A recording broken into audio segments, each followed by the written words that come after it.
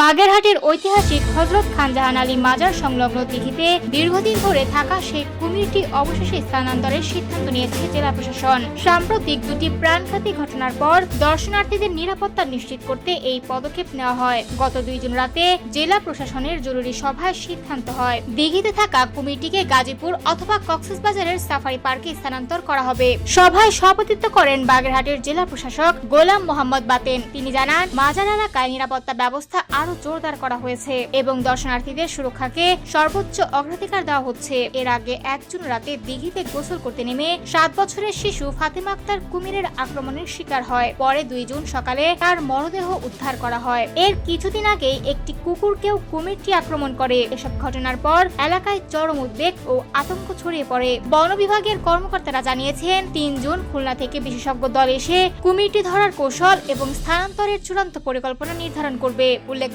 হযরত খান জাহান আলী এর এই দিঘি প্রায় 600 বছরের ঐতিহ্যের অংশ।